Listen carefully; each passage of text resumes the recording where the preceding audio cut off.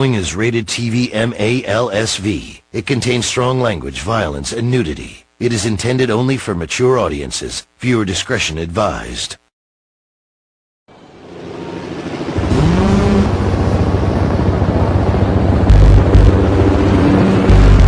Surprise, motherfucker!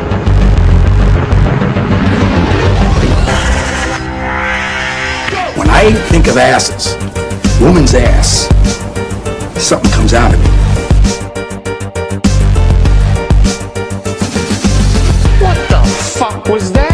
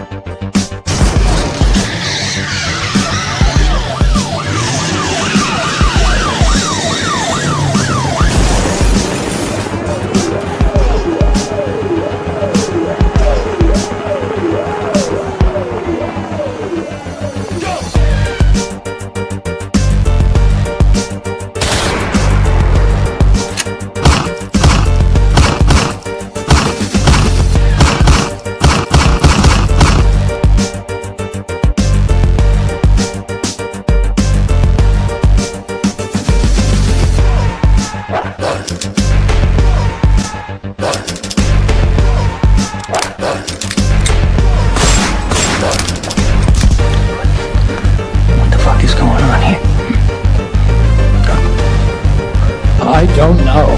I mean, the answer to that is I don't know. And adding a blue chip offensive player in the draft. Well, that seems like the most obvious place to start. And that's Bears' state of affairs. Yeah, baby!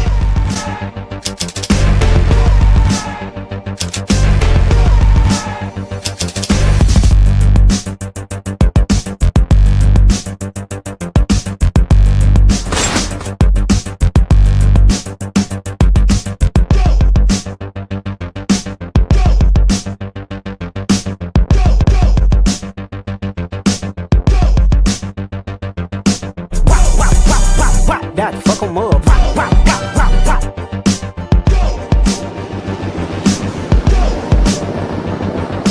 Wah, wah, wah, wah, wah. That fuck 'em up. Wah, wah, wah, wah, wah. Oh, you fuck. Okay. All right. I'm putting cakes on all you big bitches. Huh? You think you do this shit? Yes! You think you can do this to me? You motherfuckers was playing basketball in Dallas Bay. What I did with you? What the fuck is going on here? I'm so fucking scared right now. You shut up. You shut up. Shut up.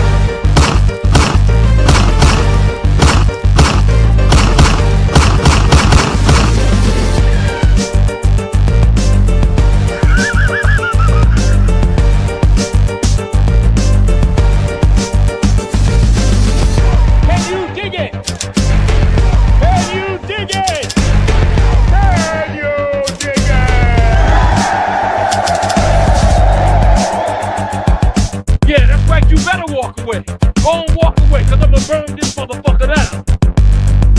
King Kong, and he got shit on me.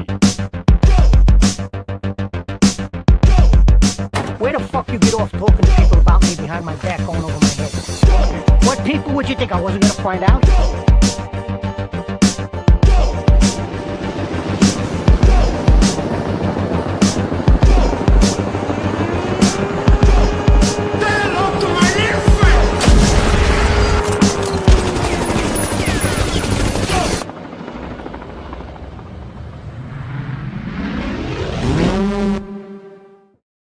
What's happening, everyone? Johnny Santucci and Aldo Gandia here. ILLWILL will join us later. Tooch, how are you, brother?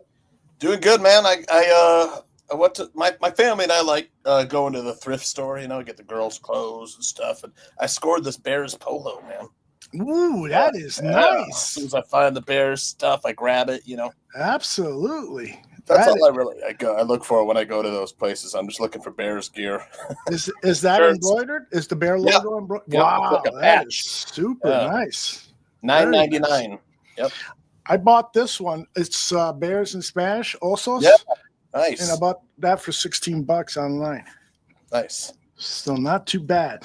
Hey, everyone. Like I said, ILLWILL will join us in about a half hour. We'll probably do Tooch's Bears State of Affairs. We're also going to talk about, I got a feeling that it's going to be, a second round running back coming. And a lot of people are saying Henderson. A lot of people are saying Judkins. So I thought we would have a talk about that.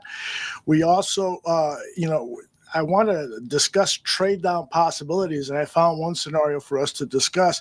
But trading up now, they're talking about exactly. That's Abdul Carter, Mason Graham, Ashton Genty, all those players are floating around in trade up talks. That's what Maddie just said, and some of those trades, it's like no fucking way am I going to move completely out of the first round and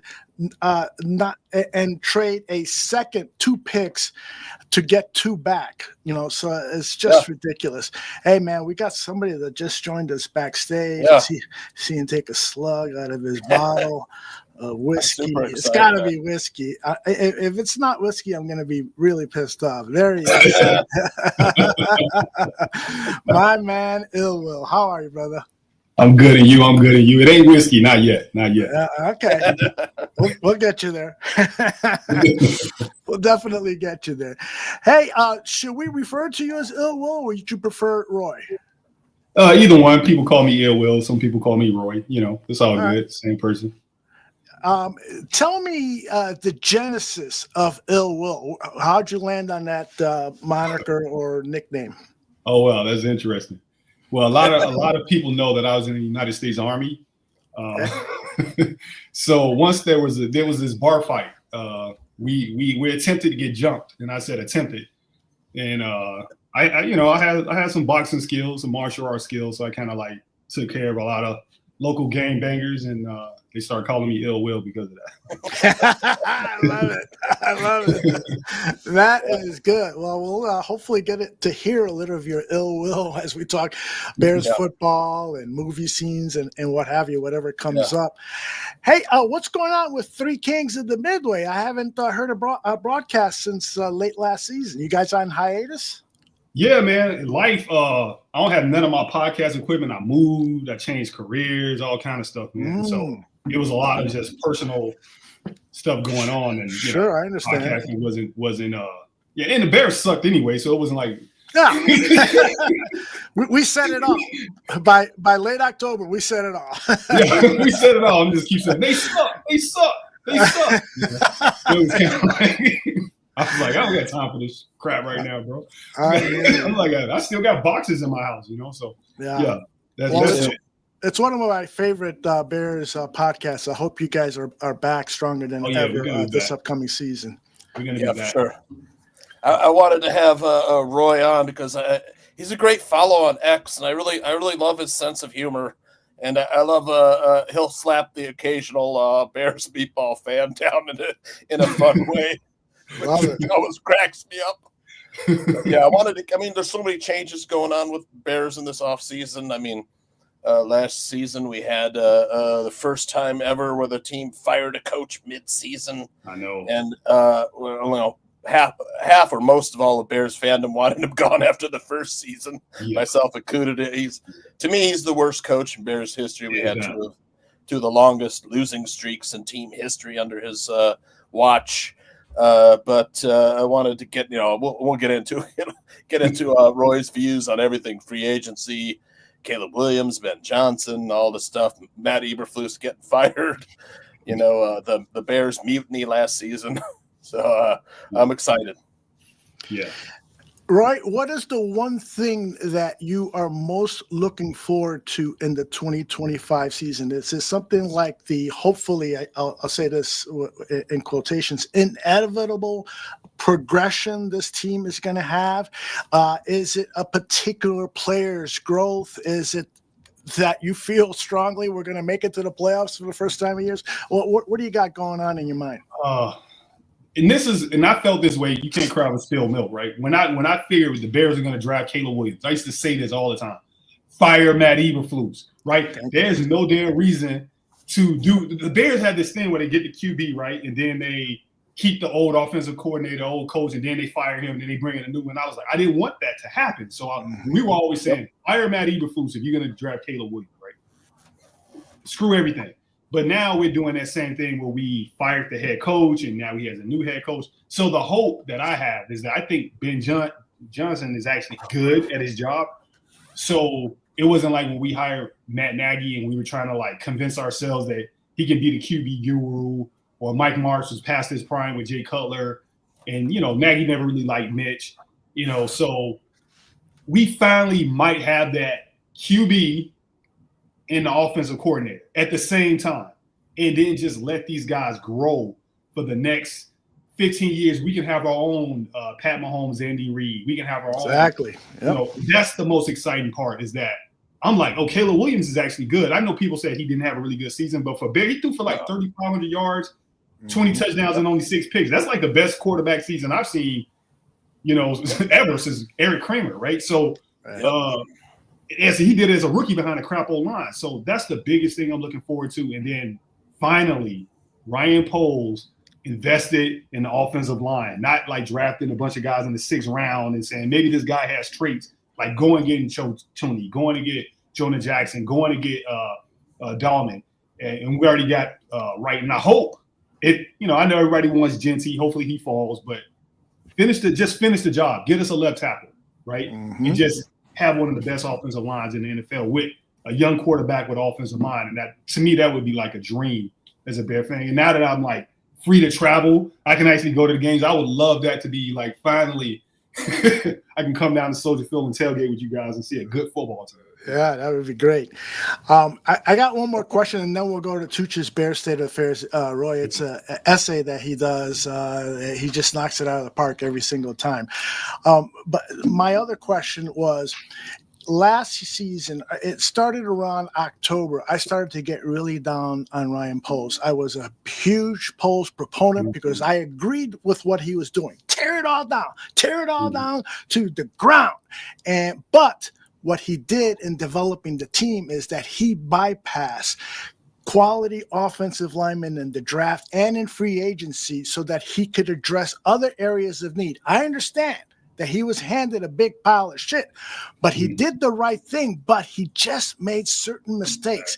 And again, like you mentioned, the Eberflus fiasco. That guy should have been gone after year 2. You bring in a new quarterback, bring in a new coach. And maybe he was waiting for Ben Johnson. Maybe he's outsmarting me and all that. But I still feel a certain sense of he's got to prove himself this year, or if he is not under contract, then maybe we should think about not extending his contract. Your thoughts? And then he drafted a punter.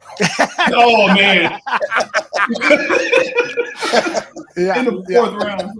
Yeah. Oh, yeah. I like the first 2 picks, and then after that, the draft with the crap. Right? I hear you.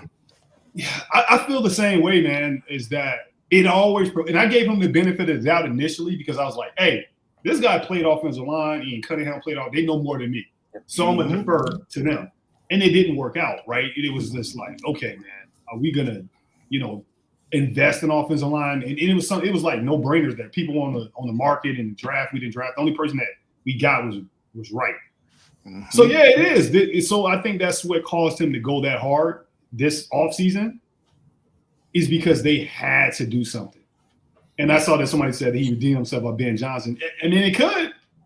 I don't know if I would extend him. I would let him, I would have him I don't know, could you put a coach on the franchise tag, right? I mean, a GM on the franchise tag. Let's see how it works out this year. But what I don't want to do is fire him and then you bring in a new GM. So we've done that before, right?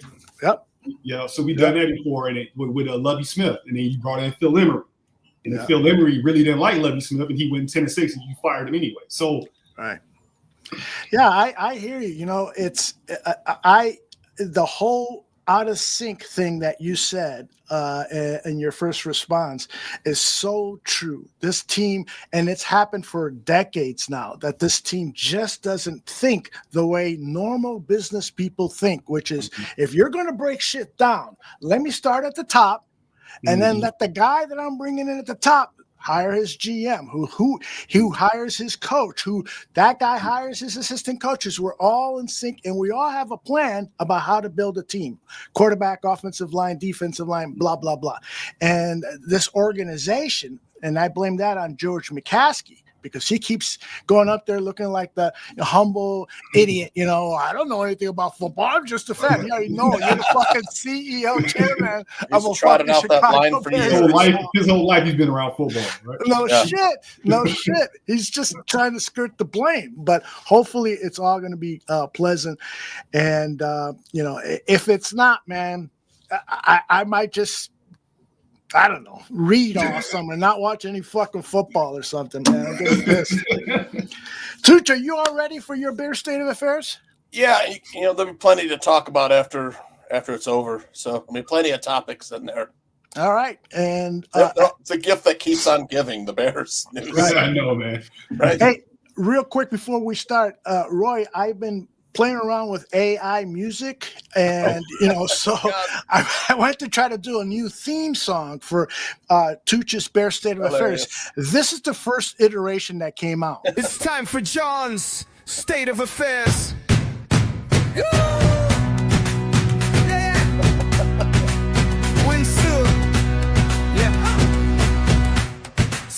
Nothing but truth bombs. There's nothing but truth bombs. Yeah, there's nothing but truth bombs.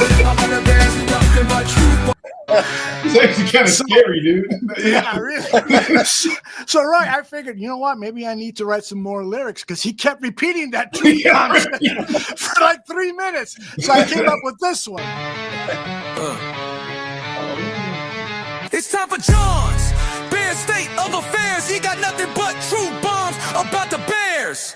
He tells it like it is and always has, and he brings it with a little put sass. No shit talking here, grab yourself a beer. If you have to disagree, he's got a decree. Go fuck your fist, cause you're on his blacklist. You're gonna hear the bare truth right now. That's so then it goes on for like 5 minutes saying, fuck your fist! Fuck your fist! I played it for my wife, and she was cracking up just like we are right now. I said, I think I need to work on this a little more. Anyways, let's get on to the award-winning Bear State of Affairs, and this is how we always started off, with this little video right here.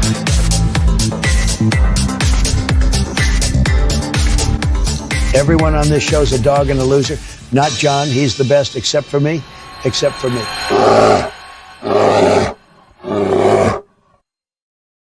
Yeah. Bear State of Affairs, NFL off-season. Week 18, what's happening, Barflies? What's happening? Well, draft week, yeah, it's now 2 weeks away. And Bears players return to Halas Hall on Monday for the start of the team's voluntary off-season program. Yeah, Bears and other NFL teams with new coaches were permitted to start their off-season programs Monday. Clubs with returning coaches have to wait until April 21st. But teams with new coaches, they can hold an extra voluntary minicamp, which the Bears have scheduled for April 21st and 23rd. Yeah, they're all here. OTAs start on May 20th, too. And new Bears head coach Ben Johnson, well, he opened the festivities at 9 a.m. by addressing his new team. And his message, according to veteran safety Kevin Byard, focused on being a professional, attention to detail, and communication. Yeah! A nice change, yeah. Our first meeting was great today, Byard said. Coach Johnson brought a lot of energy. He's brought an excitement to this city and the team. Man, I couldn't agree more. I said it before. I can't remember a time when I was this excited about a Bears head coach. Not since Mike Ditka. Yeah, after the worst coach in Bears history. Yeah. Yeah, the bar is understandably low. Sorry, it's a low bar. Yeah, but Bears fans have a lot of confidence in Bears' new head coach, Ben Johnson. He feels like a man on a mission. Yeah, he's organized. He's intelligent. He's focused. Yeah, look at that face. Let's hope it doesn't burn out too quickly, though. Looks like he should be in one of our movie shootout scenes. Exactly. I'm going to meet him in a dark alley. He's got fans excited for his offense, and it's EPA per play focus. In 2024, Ben Johnson's Lions offense had a positive EPA, expected points added, on 50.6% of plays, and 0.171 EPA per play, which was second best in the league behind only the Baltimore Ravens. That's a W. And Johnson, he's a fiery competitor. Recently, Amon-Ra St. Brown said on his podcast, I told him, 2 times a year, Ben, we're going to fuck you up. Yeah, that might sound like a threat rather than a friendly warning. Yeah, but Ben Johnson isn't the kind who backs down from a challenge. In response, Johnson stated, I'm going to fuck you up. I love it. That's right. Yeah, how can he not be excited about that? The Bears' 19th head coach. Yeah, Bears team's history. Yeah, not only that, but he's the guy who's playing. I already got 3 kids. Not only is he willing to cut off his own nuts for a Super Bowl ring, and he's ready to fuck teams up. Yeah, well, got Bears GM Ryan Poles. Well, he brought Ben Johnson here to unlock franchise quarterback Caleb Williams.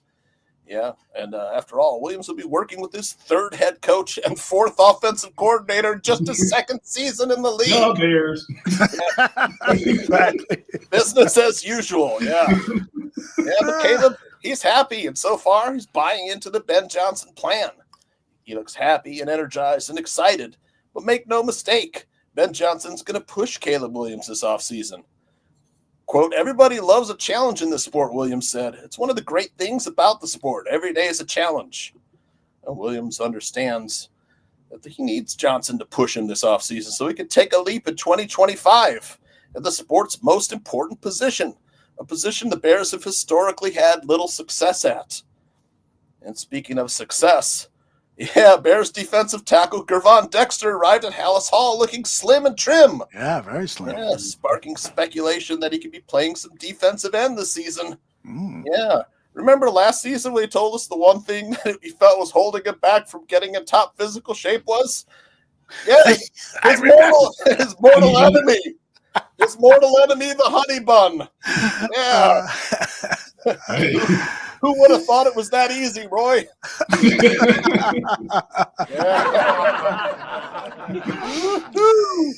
Yeah. I have a picture of another guy arriving at Halas Hall. Yeah, you guys know who this is? No, is that the old line coach? Yeah, that is new Bears long snapper Scott Daly. Oh, wow. We'll be seeing him for the next 15 years. He looks like a guy who wandered on. He looks like a guy who wandered onto the property and Halas Hall security had to ask for his ID. Yeah. I can picture him saying, no, I really am a Bears player. Yeah. Yeah, he looks more like a TV sitcom neighbor or someone's wingman. Yeah, exactly. Yeah. And, of course, Bears Stadium news. Yeah, well, that's heating up with the election of New Arlington Heights Mayor Jim Tanelia.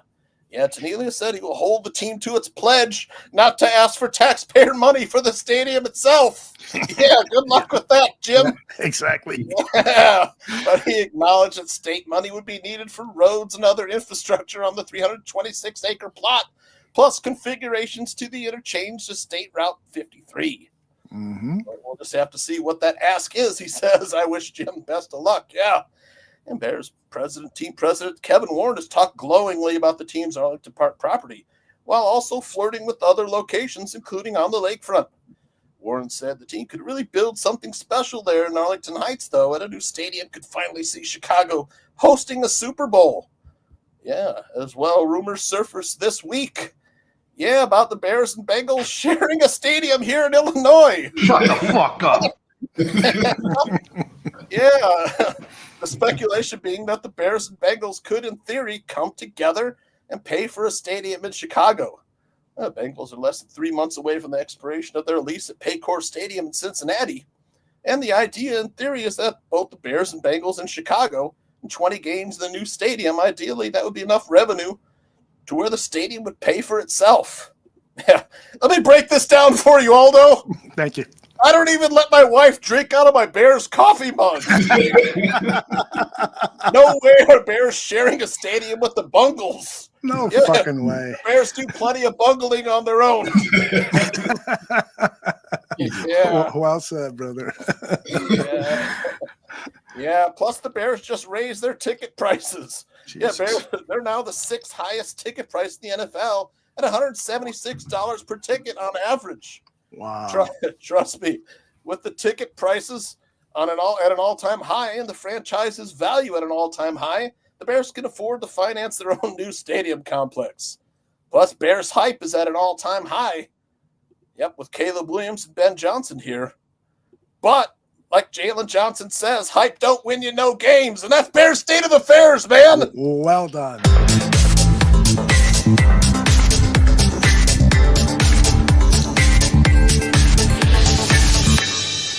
We're finished talking.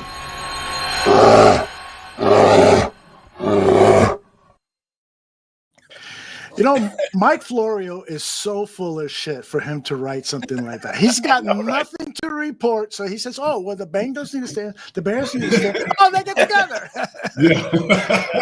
Get the fuck out of here. As long as they don't merge and call it the Bearcats or something. Exactly, man. But you nailed it, man. You really captured what is going on with this football team, and you talked about Caleb Williams and him, you know, what he said about after Ben Johnson's first meeting. This is exactly what he said. He said, you know, you never forget your first day as a head coach, and you know, he said it's a great day, and you know, let's get this thing rolling. He jumped out there and, you know, said a bunch of do's, said a bunch of don'ts, said a president of what we're going to be like as a team, finding our identity and all of that. So, you know, we're excited. Obviously, we have to put in the work. Can't be too excited because the work hasn't been done. But, you know, definitely excited for what's to come and, you know, the future. The guy is starting to sound more and more like a leader. Wouldn't you say, Roy? Yeah. I love him. I love it, dude. I love it. You know, I mean, he went through hell last year too. So I mean, that kind of, you know, he survived, and you know, he started off rough, and so he started in the fourth quarter too, man. Yes, we'd always fall apart in the fourth quarter, but with Caleb, you always feel like you got a chance. Right. I think, you know, the key thing for him this season is him quickly learning this offense and really embracing it, so that by the middle of camp, he's teaching it to the other players. You know, it's his offense. That's what Ben says. We're going to find out what he likes to do. He and I are basically going to, you know, develop this playbook and so forth. So I can't think of an easier way, and it's not that it's easy, but the simplest way to learn a playbook when you're helping to co-design it. And so that's one of the things I'm most excited for, because Caleb Williams is an immensely talented quarterback. What he does, oh my God. Now it frustrates the hell out of me when there's a wide open guy over the middle and he shoots it 10 yards over his head and stuff.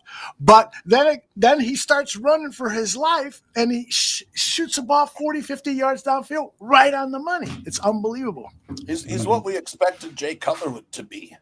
Yeah, you know, the big arms, the escapability, but Caleb's better, I think. I know, and Jay Cutler's the all-time passing leader of the Bears, but I'm just saying, long. No, give it a few more years. Just a few.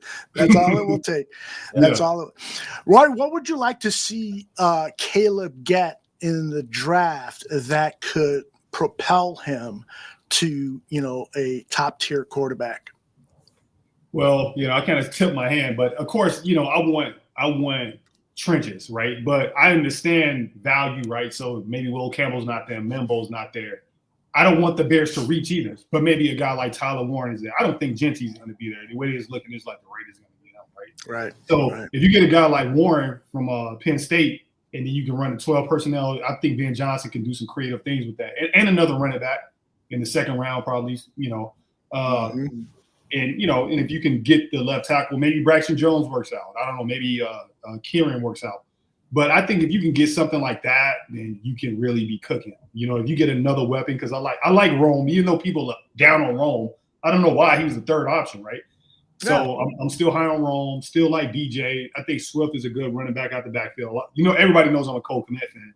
So if you can add another weapon, I think you might be doing something. And I think we can get that 4,000-yard passer, finally.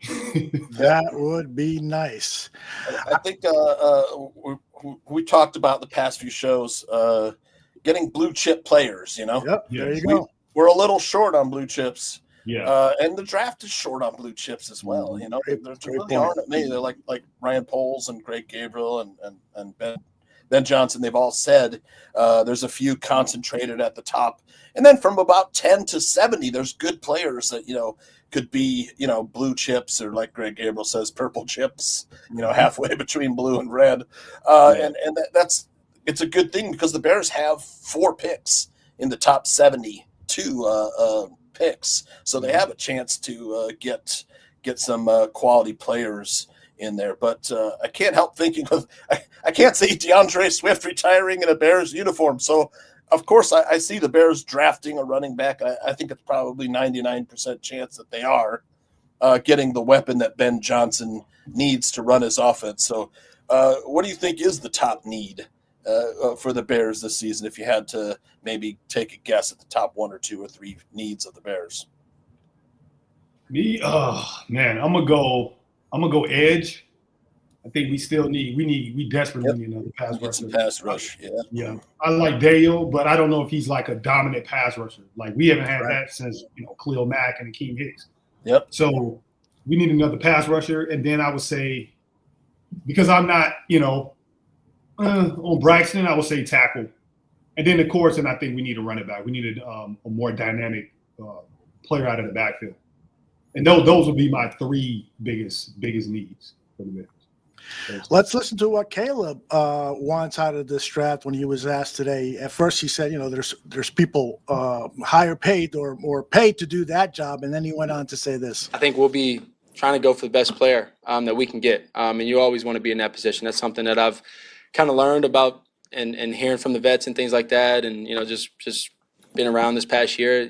When you draft and be in those positions, you want to be in position to get the best player, and I think right now we're in position to be able to just get the best guy that we think is needed for the team. And I don't know what the needs are. Y'all probably have a better idea than me, but I think the group we have right now is amazing. And so the holes that we filled through free agency and all of that, I think now is the time through the draft where you get to go and draft guys, the best players, and then get guys to be able to develop them with people like Joe and Darnell and all these different guys, wide receivers, running backs, tight ends. You get to kind of pick your poison and develop them.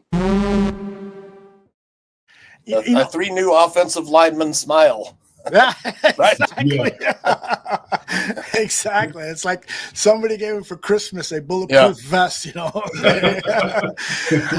But I don't know. I'm sure he's been clued in a little bit what Pose and Ben have talked to him. They haven't told him exactly who they're going to pick, but they probably have told him, we're thinking about this and we're thinking about that. And so I'm always reading into what people say. So when he says that about getting somebody that can be developed, he is basically, I think, saying what he's been told is after the 6th, 7th, 8th pick, these guys from that pick to 30, 40 are guys that are going to start in this league, but they need a little more development time. And so now somebody has said, and Tooch said earlier, there's a lot of speculation now about the Bears moving up to either get Genty or Abdul Carter. I'll ask you guys, would you like to see that, to get that blue chip player that Tooch is talking about? Ooh, that's ooh. I totally agree, because sometimes I chat with Greg sometimes about the players coming out in the draft. Shout out to him, the OG. But yeah, you got to have blue chips. You do have to have blue chips, and then you look at the team and you just say there's good players, but there's not like great players. And so Not yet. Abdul-Kader is going to be a great player. Genty's going to probably be a great player. And, and you get tempted, like, do you get one of those guys, or do you, it's tough. I can't be mad if the Bears are trading up number 4 overall pick. We select Abdul-Kader. I won't be mad. Oh no. I won't be. I can't lie. I mean, you can always trade back down and accumulate like whatever picks. It's tempting. It would be tempting. Roy, Tucci and I did a show about a month ago, and we kind of titled it Operation Get Carter. And that, there are ways, if Carter falls to 4, there are ways to not give up a lot of draft capital and acquire an Abdul-Kader. And because there's so much, talent from 8-9 on to 40-50, people are saying that it makes it easier to trade up.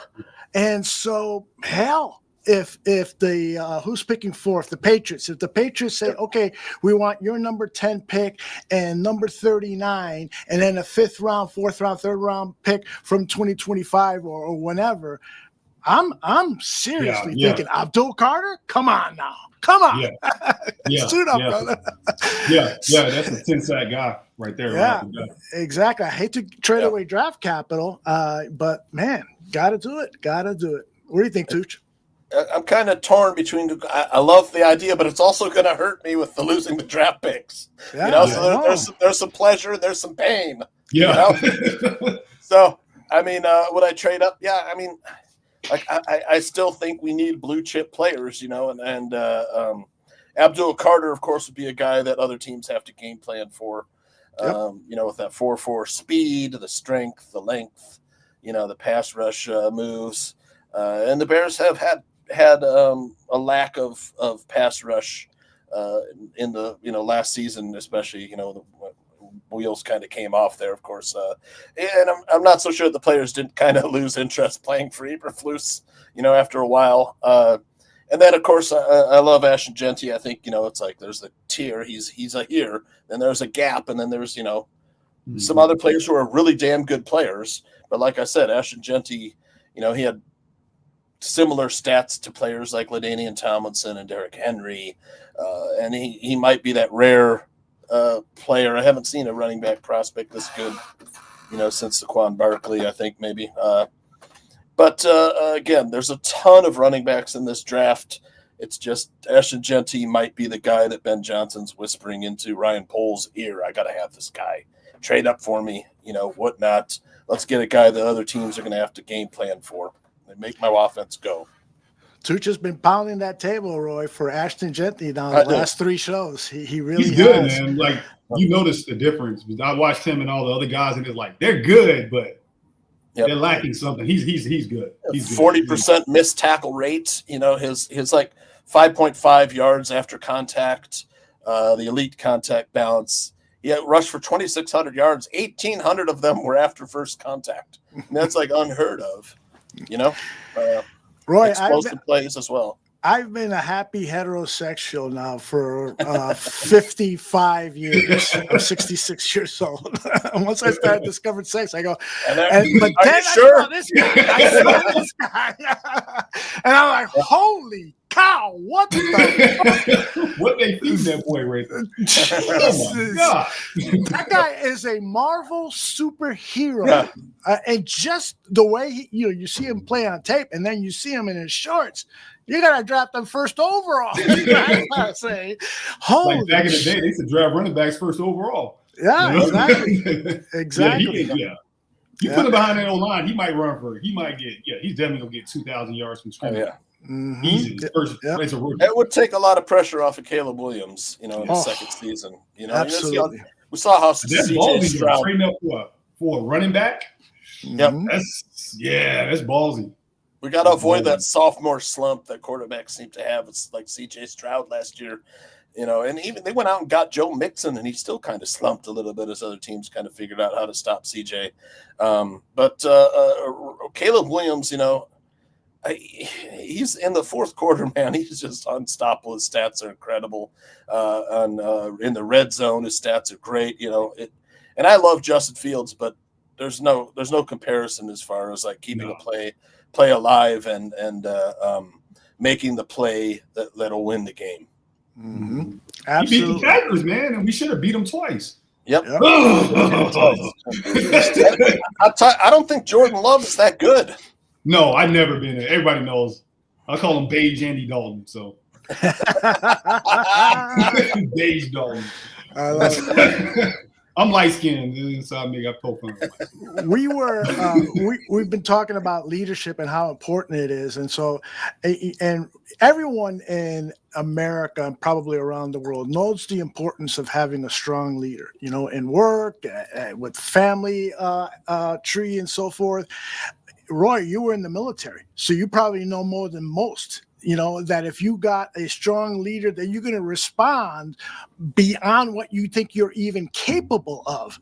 And unfortunately, Ryan Post made the mistake of hiring Matt Eberflus and never really getting to uncover what kind of a leader he was. You know, and Roy, when he showed up, when Eberflus showed up to that first press conference and said the hits thing, H for this and I for that and T for this, I'm like, oh no. Oh. I know. If you're dyslexic, it was shit. And then this guy shows up and he's talking about cutting off testicles. He's going to shoot you in the face. I feel like you should be a diehard. I want $1 million in a chopper. They kidnapped his playbook. Now he's out for revenge. Oh, that's good. We should do that, Teach. Do a little video like that. But yeah, that's, you know, so the question I really wanted to get to, Roy, because we were talking about Ryan Pose's mistakes and so forth. I am of the theory now that collaboration is really, really important, and that the Ben Johnson, Ryan Post collaboration on building a team could make Ryan Post GM of the year. You know what I'm saying? Yeah. Because you got a good brain to bounce ideas off. It's like Tooch and I, when we first met, we did nothing creatively, you know, but it took a while. Tooch started to step up. He's doing fucking Bear State of Affairs. He's fucking doing music. I'm just bullshitting. I never thought about it that way. Thank you. Exactly. But no, what do you think about that theory that I have, is that these two guys together could do something that maybe individually they never would have? Yeah, I think mainly because Ben Johnson, he knows what he wants, right? And the big thing, he knows what he wants on the side of the football that matters, right? We as Bear fans are always defense. And that was the initial thing when they hired Matt Eberflus. I was like, we're doing this again? We like defense in Chicago, right? But it's on the offensive side. Matt Eberflus knew what he wanted, but he knew what he wanted on defense. Wheel linebacker has to be like this. A 3-tech has to be like this. Yeah, cool. Ben Johnson knows what he wants in our offensive linemen, running backs, quarterbacks, how he's designing the plays. Like, we seen Detroit. They were doing cool shit. It sucked to see, like, our little brothers, like, our little cousins, you know, do all this cool shit, and we weren't, you know, and now we have that in Chicago. So when he came in and he was like, I need to build this offensive line. We're not waiting to free agency. They start trading for Pro Bowl linemen, signing. I was like, okay, this guy knows what he wants. He's going to build in the trenches. Mm-hmm. You can't win in the NFL without investing in the trenches. It's cute. It's pretty to get get Roma Dunze and DJ Moore. It's pretty. And get the cornerbacks. You know, they all like play on the outside. They're all cute. You got to get the ugly people in the middle that are just that's the big uglies. They shut down restaurants. That's what I want. I want people. I want offensive linemen. They go to Harry Carey's. They shut the fucking place down, bro. You know, people, they're all eating like tomahawks by themselves. They don't share the time. They eat the whole damn time. That's who I want, right? And he knew that. And if you look at Detroit, the offensive line is amazing.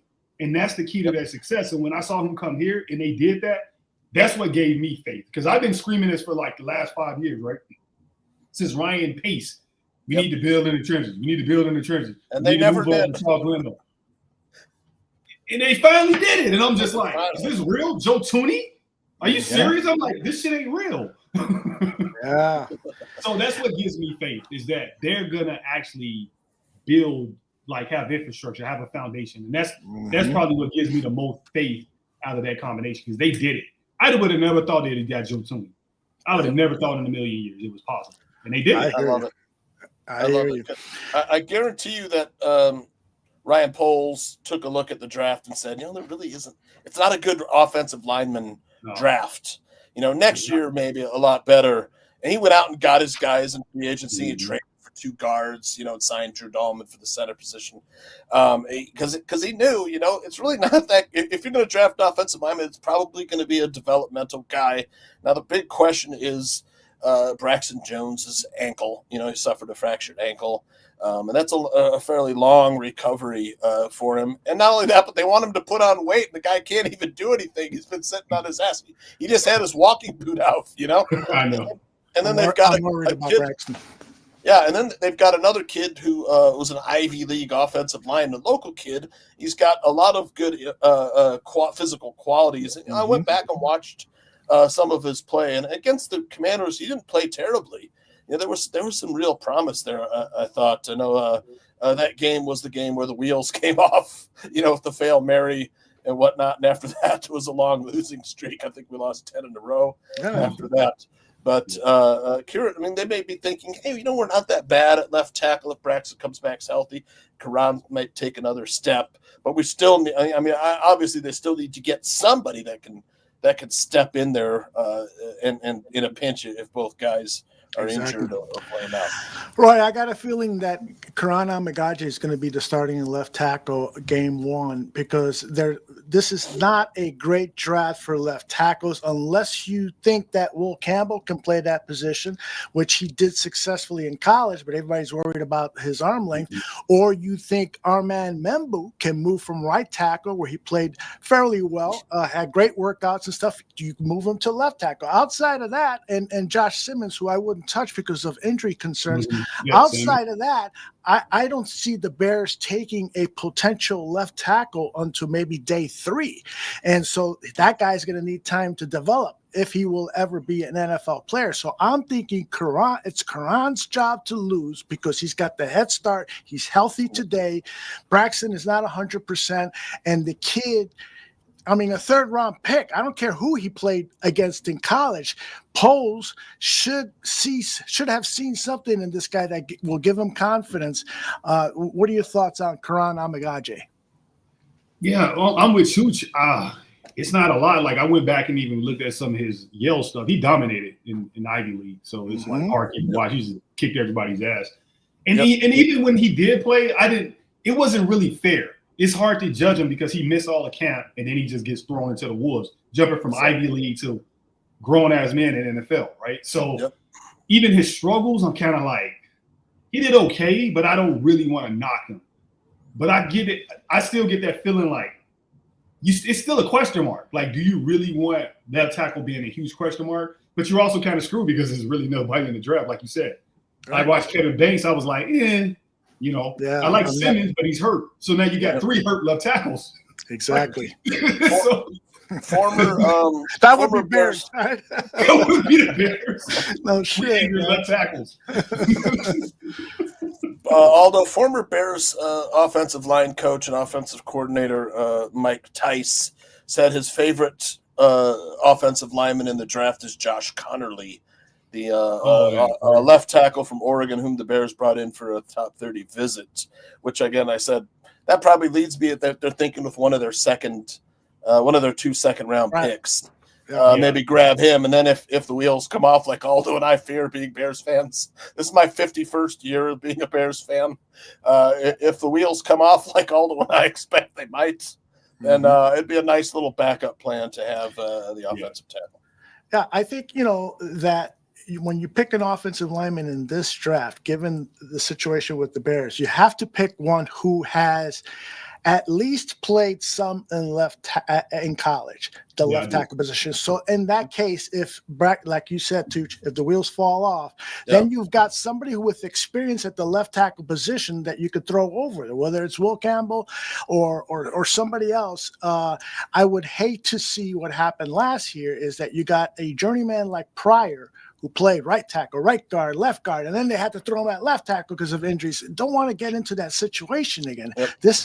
And Ben Johnson's been preaching that. He's talking about 8, 9 offensive linemen that 10. are good players. 10, that would be even better. So building the trenches, and that's why I keep thinking, Tyler Warren, I know you guys like Ashton Genty, I know you guys like, but maybe, at least with those 2 picks in the second round, maybe we continue to invest in the trenches, and particularly the offensive line. One of the things I want to talk to you guys about is the possibility of trading down. I saw this on Sports Illustrated. What do you guys think of this deal? The Bears trade their 10th pick of the first round, this year's draft, 149, which is the 5th pick, to the Buffalo Bills, and they receive back the Bills' 30th pick, so you're basically almost out of the first round, but you get back the second rounder, their second rounder, which is 56, and then this guy is saying the 4th round pick of the 2025. So I don't know. I would be asking for a little bit more than that, than a 4th rounder. But maybe the Bills don't have a 3rd rounder in 2025. What do you guys think of a move down deal like this one? Well, for me, if Kenneth Grant was still there, the big Michigan defensive tackle, of course, there's no guarantee that he's going to be there. That's the thing. But once Andrew Billings went down last year, our run defense was ass. I think we were like 30th in the NFL in run defense after Billings went down. We couldn't stop anything. So I would love to have a big run stuffer nose tackle in there. What's his name? Kenneth Grant. He's got a little pass rush juice too from the nose tackle position. To me, I think I like him better than Mason Graham. I think Mason Graham's a little maxed out. And I know that today there was a story with the Bears. That's their top guy on their board is Mason Graham. But trading back, I don't know. I think we'll lose out on the blue chipper, Roy. Yeah, I'm not feeling it. I think somebody in the chat said I need a first rounder. Yeah, if I'm dropping from 10 to 30, I need a first rounder. Next year's first rounder for me to even consider that. Because I'm thinking about for the future. Like, yeah, that's a long time to be waiting. People always drop, but I think you're going to fall off because you probably will have at least a purple chill player available that early, and I think you start to diminish when you get to pick 30. I think, Yep. I at least need a future first if I'm doing that. I think some of the guys are going to be gone by the time we get to 30. That could help us immediately. Yep. Yeah. I agree with you with the thinking there. I would, I like the idea of trading down. I would even entertain the idea of trading out of the first round because the closeness of those players from 10 to 40. But I would need to pick up a second rounder this year, so that way I have 3 and a first rounder next year at for sure. minimum. So I would consider trading out of round 1 for that. I know for us fans, we'd be fucking pissed off if the draft finally arrives and we don't even make a pick. Exactly. but strategically, it might make sense. And Roy, I threw out this scenario. The Bears have been talking about adding speed at linebacker, which is why they didn't re-sign Jack Sanborn. Well, that's another thing where there might not be a match for a quality off-ball or middle linebacker to replace Edmonds in 2026 and learn under him in 2025. There may not be a quality linebacker earlier. So I was thinking, if you trade down, I would entertain the idea of Nick Emenwari, the safety, because he is so fucking good against the run. And he will then be an heir apparent to Briscoe or Bayard, whoever is not re-signed next year. Maybe both those guys might be gone. We'll never know. But we'll have that safety, a guy who could be a blue chipper. He worked out like a blue chipper. And his highlight reel is like a blue chipper. So what do you think about Nick Emenwari and a trade down situation, and then you address the trenches? You could. I mean, it for me, it depends with the trade down if who you want isn't there. Like if one of the guys you like is there, then you got all these guys kind of rated around the same. Yep. Move. I'm not just gonna pick a guy to pick. I'm gonna be like, hey, number 10 picks for sale, or you want to try out a quarterback? Cool, and we move down. A lot of it to me, the trade now has to do with who's available. Yep. You know, so you can't predict it.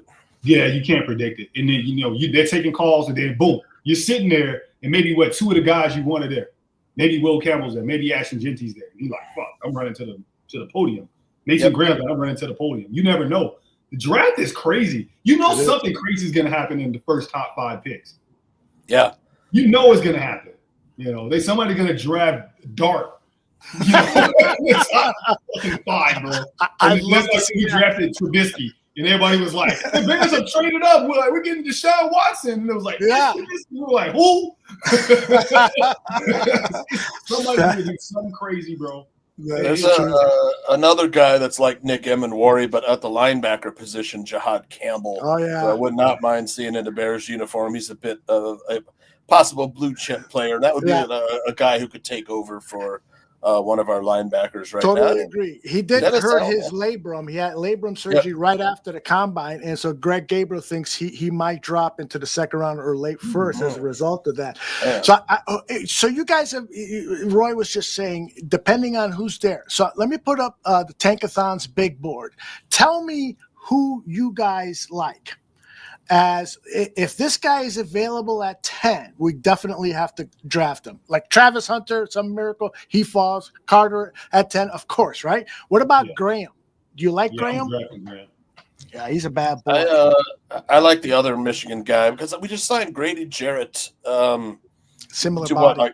They're basically the same player. But I mean, there's a ton of 3 techniques in this draft. Mm-hmm. You know, but there's not that many nose tackles with like the qualities of a Kenneth Grant. I like Alfred Collins on Texas. I mean, with that big wingspan, he's like 6'6", and running back going into the hole, running into the hole, and seeing Alfred Collins, you know, waiting for them. You know, that's appealing to me. In the second or third round, Ashton Genty, I would trade up for. I think he's elite. Here's the thing. Dennis Allen and Will Campbell, Ben Johnson. Dennis Allen had talked to Ryan Poles and Ben Johnson about how difficult it is to defend against 12 personnel. Mm-hmm. And it wouldn't shock me if like the Bears get to 10, they've got no trading partners. Some of these players are gone that they take Tyler Warren because with their running and Ben Johnson ran a lot of 12 personnel last year. It's not me because other teams have to say, okay, we're going to have to jumbo up a little bit to stop if they're going to run. And then you've got Tyler Warren. If he leaks out, he's up against a linebacker he can outrun or run over a safety or cornerback who's trying to guard him. And that's sort of the difficulties that 12 personnel could present. And Dennis Allen said how he would hate to go against and have to game plan against Tyler Warren. So it wouldn't shock me. I think Bears fans should be prepared if the Bears do something like take an explosive player like Tyler Warren at the tight end position. What do you think, Roy? Who, Tyler Warren, you said you would draft him at 10, so clearly. Yeah, it'd be better if we traded back and he was still there and we grabbed him. Oh yeah. But I'm just talking like, look, there's nobody there at the Genty's gone, Will Campbell's gone, Mason Graham is gone, Membo is gone, Will Campbell's gone. Okay, well, let's just take the closest to a blue chip player that's left on the board, and that would be Tyler Warren. Yeah. Who are you liking here, Roy? Yeah, I obviously would draft Tyler Warren. I think Will Campbell can play left tackle. And the only reason I looked at Will Campbell's measurements and I looked at Tyler Decker's measurables. And they were giving Decker issues with short arms. And I'm like, he played left tackle for the Lions. So I can see that's not being an issue with Ben Johnson. So I think if Will Campbell's there, I think they're going to take him. I think if Genty's there, Graham's there, they're going to take him. Membo, I don't know because you're like you said, you're projecting him at left tackle. Yeah. You already got a right tackle. That's Tyler Warren could be there, and I can see them drafting him because like Toot said, you can put him in 12 personnel, and not only that, you could put a cornerback on him. But he's what is he 6'5"? He's legit 6'6", 256. Yeah, and he's athletic. He's a big kid. Yeah, he's a big kid, so good luck trying to guard him, you know, and then, you know, now you in nickel, trying to guard him with a nickel, and then you just run the ball down his throat. So I can see that happening. Outside of that, then, you know, I'm looking at this board like, I mean, you could probably go Will Johnson and just tell. Yeah, that'd be the other guy. You know, I could see him just saying, fuck it, we're taking the best cornerback. It's a premium position in the first round, you know. Now you got the best. Now you probably got one of the best DB room in the NFL, right? You got Jaylon Johnson, Will Johnson, and freaking Kyler Gordon. Yeah, Kyler Gordon. That's the guy. That's pretty good. And then, you know, outside of that, Jalen Walker, can he play edge in our 4-3? Jalen, I would think so. You think so? It's gotta be special packages for him. Yeah, you know? he's 6'1", 245, something like that. But man, he makes a lot of plays. Sometimes he gets, you know, lost in the trash, you know, so to speak. Yeah. But to me, he'd probably like an eventual like middle linebacker or will linebacker. But the first season you might have him in like Aldo said, special pass rush packages on third. I know who I don't want. Who's that? Shamar Stewart.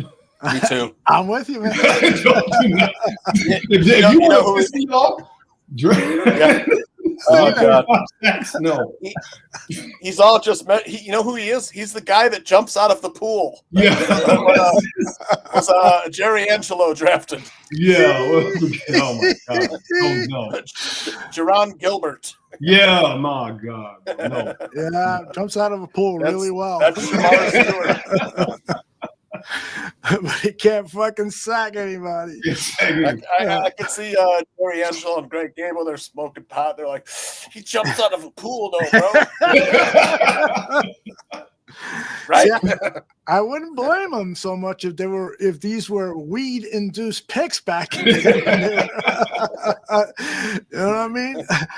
All right, so we were talking a little bit about leadership. I want to play this soundbite from this is both Tremaine Edmonds and Jaylon Johnson talking about what they saw out of the Detroit Lions last year when they played against them. I would say what the offense wanted to do to opponents, it was put up a lot of points. You know what I mean? And I think you can feel that. Like, you know, this guy he don't just want to win, but now we want to win by a lot. You know what I mean? We want to dominate. And you know what I mean? I think that's important. You know what I mean? That just talks about his mentality. It talks about his mindset. It's like, nah, like we're gonna be the best that we're gonna be. We want to dominate, and we want the eye opponent to feel that for sure. I mean, the biggest thing is eyes. Just having good eye discipline, which is hard to do when you're getting smacked in the face almost every play and things like that. And then the receivers blocked hard. So I mean, sometimes you're trying to anticipate certain blocking, and then they run play action pass and things like that off of it. So I think that was probably the biggest thing, just pairing the run game and the pass game, make challenging the defense's eyes. I'll tell you one thing. Aside from when Jaylon Johnson on his Score Radio show revealed some stuff that happened in the locker room, and I thought he shouldn't. Aside from that, that guy says or does nothing fucking wrong. I love the guy's demeanor. He was being asked today, what do you think about the hype? And he goes, come on, you know me, man. Yeah. I don't buy into that. I don't win no games. Exactly. Right? Exactly. If we still got hype going on in November, December, yeah, there you go. Hype don't win no games. I don't win you no games. That guy, in my opinion, he made some mistakes as team captain last year, like on the Washington play, Roy, when he should have been looking to see what the four DBs that were back there were doing. He should have spotted Tyreek Stevens and said, hey, get your fucking head out of your ass and pay attention here. Mm-hmm. Little things like that, and he's still a young man. And so I think he's going to be a great leader. I hope he's a captain again. I love the guy. And what he said today, is impressive that, when you play the Lions, you got to have your eyes up because Ben Johnson's going to throw shit at you left and right. Mm-hmm. After that Commanders game, when he unleashed the string of obscenities that they said, the rumor has it, that Eberflus and Poles had to leave the room because they were just lighting into Matt Eberflus and Jaylon Johnson and all, But Kevin Byard. Look, the leadership when Jaquan Brisker took that hit from Tommy Tremble, the leadership went downhill a little bit, in the secondary, and without him there, he should have. Somebody wasn't there to tell Tyreek Stephen to get your head back in the game. Yeah, oh my God. There was 2 consecutive plays that he did too, because the play before that little out pass, he was doing the same shit. I want to play for you. This is Tremaine Edmonds talking about what he saw, felt, heard after Ben Johnson's first team meeting. Yeah, you can feel it. You can feel it, man. Just like I said, the confidence level. Like you said, being a first-time head coach, being able to address a room, that's important because you feel that as players. You feel that as, just everybody in the room, and stepped up there with confidence. Guys was all ears, gave him the utmost respect. And that's what it's all about, And you feel that as players. I felt that. And I'm like, okay, this got a real deal. Like, we got the same type mindset. So that's the thing that you get most excited about. Even walking out that room, it's like, okay, I feel the energy. Now let's put the work in as players now.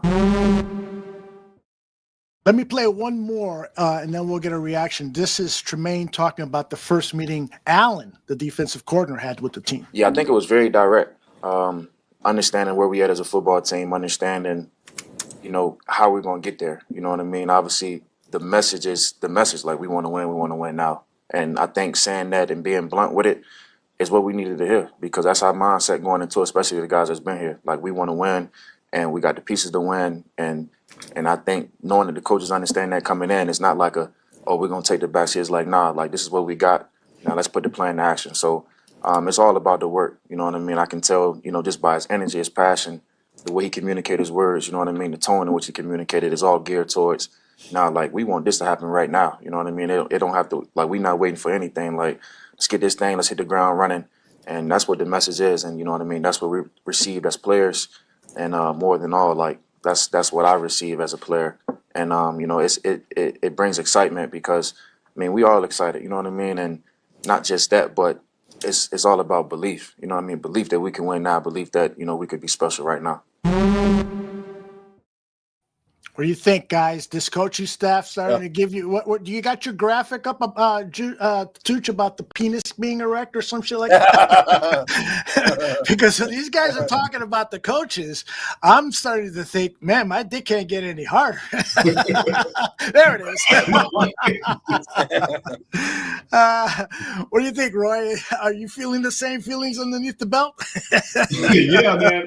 I think with the Bears, it's kind of what Jaylon was saying. Like, when you hit Tremaine said, the legitimacy behind it is because Ben Johnson smacked their ass in the mouth. Mm-hmm. So they ain't just saying it because, the coach is gonna. No, he whooped your ass. He put what Jaylon Johnson said, put belt to ass. He put belt to ass. Right. Yeah, so I like that. It happened. He spanked you, right? He spanked you. He put up a bunch of points on you. So it is what it is. Dennis Allen, he's been in the league for a while. He's a veteran. To me, he kind of feels like, to me, kind of like Pagano, right? Like, he's not Vic Fangio. He's not going to be like the all-world, but he's good. He knows his job. He's been running defense in the NFL for a very long time. He's had some good players, and he's going to do his job. He's going to be a good NFL coach. But I think the Ben Johnson effect is just, hey, he ain't here to play. You know what's going to come. You're going to be playing offense how the Lions played offense. And as a defender, you know that's the real deal. Mm-hmm. Yeah, the word on Allen, he's actually a very good defensive coordinator, not a good head coach, because he just can't see over all 3 units of a football team and all of the other side shit a head coach has to do. He's in the job that is best for him. Focus on the defense, come up with creative ways to put pressure on the quarterback and let Jaylon and Tyreek and Gordon come up with the interceptions and the safeties do their thing too. That's the plan going forward. I'm feeling pretty good about it. I hate to feel this way because I've been let down so many fucking times. This coaching staff really sounds legit, But, I think back to last year when players went to Shane Waldron and they said, like, please coach us harder. I don't know if you guys remember that back there. It was like they wanted to be coached harder, and guys like Ben Johnson and Dennis Allen are going to do that, which that's why Aldo and I are so excited. This coaching staff, they're not fucking dumbasses. Exactly. Exactly. I love the humanity Ryan Poles shows to his players. Justin Fields, I'm going to trade you to a team that you want to. Adrian Colbert, I'm gonna cut you, but first I got to go cry for 5 minutes. I love that humanity, but at the same time, out of my leaders, I don't want to see that. You got to be fucking cutthroat, you know. Turn on the humanity when you're out with the fans and with kids at the hospital and this and that. But when you're running a football team, you got to be a hard ass son of a, you know. And he sometimes it cares a little bit too much about the players. Am I being an asshole here, Roy? You feel free to say it, man. No, I mean, there's a human element. Everybody's human, but like you said, at the end of the day, it's wins and losses, and you got this position as a GM, and there's only so many. Once you lose that GM job, you never get another one. Yeah, exactly. You kind of got to be cutthroat if you want to keep it. And you can say, "Hey, man, I'm sorry. I'm really sorry. You suck, right? You suck ass, and I'm gonna cut you." And I hope, you know, and I'll give you a good reference. You know, I want you to be homeless, but life goes on, bro. Like that's the reality of it. Being playing in the NFL is a privilege. It's not a right. So once you aren't able to do it, you can say, hey, I played in the NFL. Not that many people can say that. So, and if you were good, somebody else would pick you up. Yeah. So you have to be kind of cutthroat. And we've done it to where we've seen it where people were nice and then they get the Bears anywhere. We haven't won a playoff game since 2010. Oh, my God. That's the year my daughter was born. She's going to high school next year. Oh, man. But think about that's how I look at it. I'm like, the last time the Bears won a playoff game, my daughter was born. She was a baby. She's a teenager. That's wild. That's crazy. That is crazy. Yeah, former Bears GMs, they could almost find work in Atlanta with the Falcons. That's right. Like Ryan Pace and Phil Emery. You know, I was thinking about that the other day. You know, Michael Penix pick at number 8 for the Falcons. Yeah. Probably Ryan Pace had a lot to do with that. But the problem that I'm having with that was the right move for that organization. What he did moving up one spot for Trubisky, that was the absolute dumbest thing he could have done other than trading up for Kaiser in that draft, you know? Yeah. If he would have traded up for Watson, I would have been okay. If he would have traded up for Mahomes, I was a big proponent. He was my number one quarterback coming out that year. Yep. I would have said, yeah. Now I had an argument with Phil and Shane about it back then. They were all happy that he traded up because he got his man. I'm like, but you guys have been fucking criticizing Trubisky for the last 3 months. What do you mean? He only played 13 games. Yeah. How do you fucking endorse I remember I used to listen to you guys. They were big on Watson. They're like, Watson. Yeah.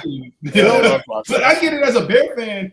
I've done it too where we start talking ourselves into what the Bears do because we're fans. Right. And I had to stop that shit. I stopped that last year and I was like, nope, you know what? I like Caleb Williams. I don't like the fact that they kept Eberflus. I don't like the fact that they didn't invest. And what I said happened. The offensive line fell apart and Eberflus was fucking clueless. Yeah. Thank God Caleb Williams was able to withstand that ass whooping because that was my fear is that they were going to destroy him.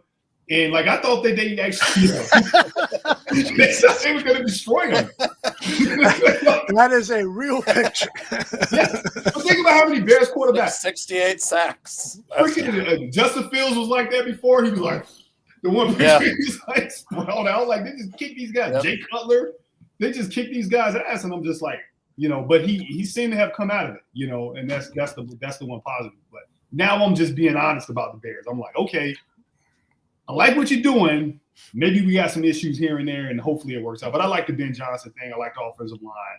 I like Dennis Allen. I do. You know, I think we need another left tackle. I don't know if we're going to be able to get one or not. Maybe he can scheme around it. Maybe he can't. We need a new running back because DeAndre Swift, no matter how much money they paid him, isn't a 3-down back. Right? We can be honest. He's a tool. He's a part-time weapon, you know, however you want to phrase it. So let's stay on that subject because one of the things I want to get your guys' thoughts on is I do believe that the Bears are going to pick a running back in round 2 because Gentine is probably off the board and Omarion Hampton is probably going to go in the first round. But in that second half of the first round, unless the Bears trade back, they're not going to pick Hampton. So it could come down to these two guys. Travion Henderson, Quinshon Johnson. Henderson is the faster back. He ran, I think, a 4.4, 4.5 at the combine. Judkins ran a 4.8. He's much more like David Montgomery and Travion Henderson. It's hard for me to find the comp. Dude, you got a comp for Henderson?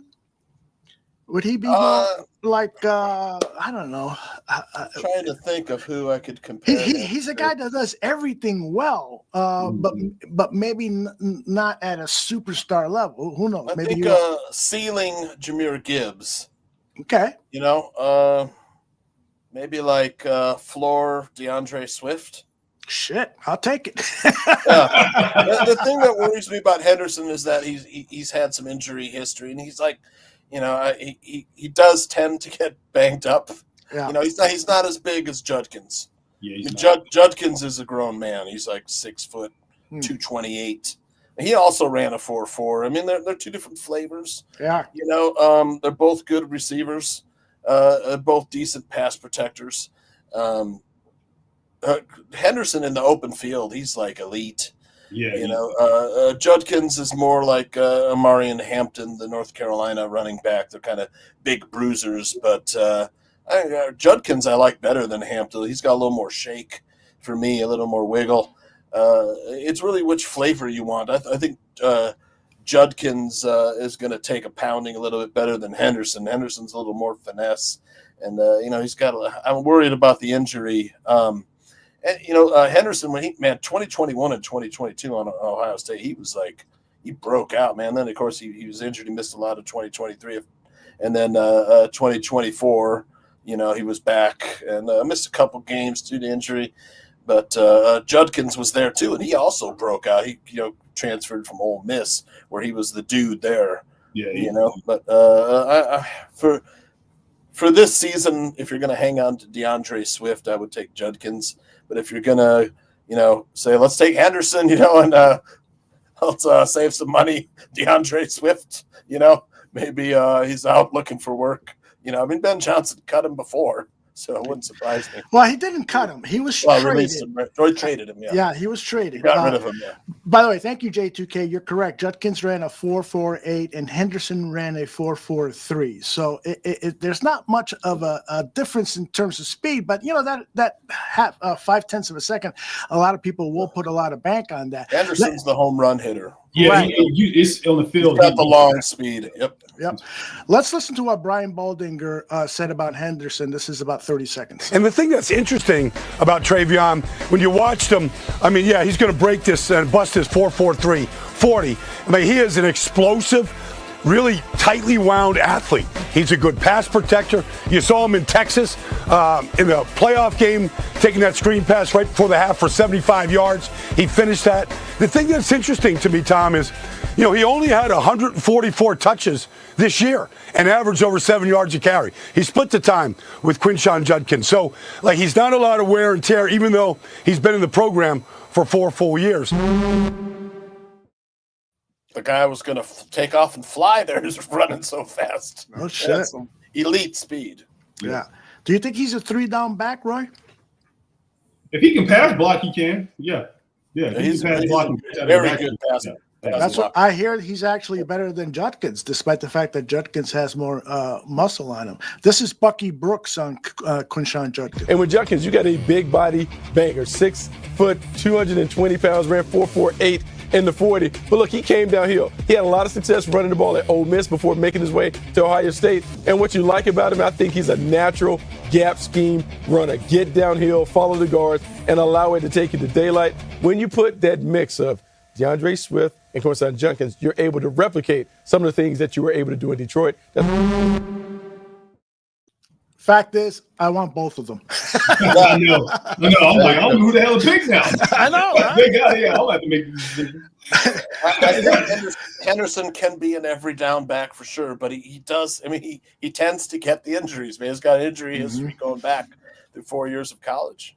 But they could all be 3 down. Those two guys could both be 3 down backs. Judkins could be the better complement to Swift because he's more of a power guy, right? Yeah. Because I mean, you kind of need that. Because Swift, we know Swift isn't trying to pound ground and pound. That's not his game. And so you're having a 220 with those guards. You can impose your will on the defense. Just having those guards and those offensive linemen just run. On the right side of the offensive line behind Darnell Wright and just like have Judkins. Nobody's going to want to stop that in the winter in Chicago, in Soldier Field with the snow coming down. There you go. We still got Roshan Johnson, though, guys. He was money on the goal line. Like, I went back and looked up a few things. He led all running backs in 2024 with 31% of his rushes converting to first downs. Yep. That was better than stars like Derrick Henry, Jahmyr Gibbs, Bijan Robinson, and Saquon Barkley. He's a player. There's no doubt about it. His problem is staying healthy, just like you said about Henderson. Yep. You know, he by no means, you know, whatever they do in the draft, do I foresee a Roshan Johnson being cut or maybe traded to get some value back. But the guy is a contributor to the team. He's an excellent special teams player. He can pick up those hard yards. He's a good goal line back. He had 6 touchdowns last season. So I'm a Roshan fan, but if you're not playing, there's money on the goal line. Yep. Yeah. If you're not playing, you're good. Exactly. You know, I wanted to get your guys' thoughts on the signing of Case Keenum, the veteran quarterback. Who played for the Texans last season. He's a 14-year NFL veteran. Does it mean I'm going to piss off the Bajan stands, Roy, for a second here. But some people like Bajan better than Caleb Williams. Those people belong in mental asylums. But could you see the Bears trading Tyson Bajan, maybe getting like a 4th-round pick? I know Joe Milton, the Patriots traded and got like a 4th or 5th round pick, I think. And then, of course, last year, like Tyson Bajan's dad was popping off on social or feeding, rumors to the media last season. Maybe the Bears they seem to get sick of people who, kind of spout off on social media. Any thoughts on is Case Keenum taking Tyson Bajan's spot? Will they carry 3 quarterbacks? I think Detroit carried 3. Or is Case Keenum just like getting $3 million to, get him through August? I think he's going to be the backup. Everybody has different things of why they want to have the backup. Case Keenum is an NFL quarterback, right? We see him in Minnesota. If Caleb Williams goes down for 2 or 3 games, you stick Case Keenum in there, you're like, okay, we're okay. I like Bajan. I'm not like a special Bajan fan, right? But I like Bajan. But hell, if you offer me a 4th-round pick for Bajan, I'm sorry. I'm taking it. Yep. I'm taking it. And that means that's good for him because it's not a knock on him because that means he's going to probably play or be a backup somewhere as opposed to being a quarterback 3 on our team. So hell yeah, I'll trade him. We still got what's the kid, Austin Reed? Yeah, Austin Reed. Yeah, he his can mom is hot. His mom was hot on Hard Knocks. Tooch remembers that. Yeah, Mrs. Reed. I don't remember who I masturbated to this morning, so unbelievable. But I could see Bajan getting a 4th round, maybe even 3rd round pick, given that the draft class is so bad. There could be an NFL general manager who has seen Bajan play and think this guy, he could be Brock Purdy. We got the perfect coach. I could see that happening this year.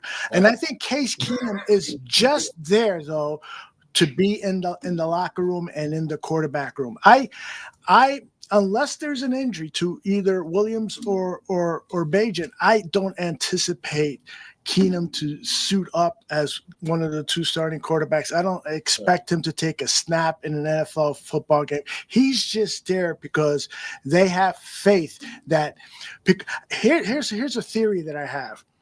Remember when the Bears interim coach last season, help me with his name, guys. Thomas Brown. Thomas Brown. Towards the last 2 weeks, he started opening up with the media, and he started saying things like, "Yeah, Caleb and I have had some really."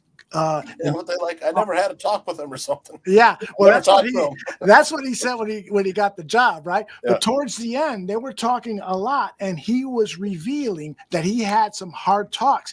And on a follow-up question, he says, "Sometimes I'm doing all the talking and he's doing the listening." It gave me the impression that there perhaps has been some work habit issues with Caleb Williams, and that Brown was trying to teach him, if you want to be the guy that you say you want to be and that you have the talent to be, you got to spend some more time getting the work done. And that's why I think Case Keenum was brought in to kick him in the ass a little bit, to keep him focused. You know, the guy has so much going on in his life. He's got endorsements unlike any other rookie quarterback that's come into the NFL. So he's talking to his agent about a photo shoot. He's talking to this person about the next commercial he's going to shoot. All this shit's going on. And I think that the Bears, this again, I don't have inside information. I'm not one of those guys that pretends to have inside information.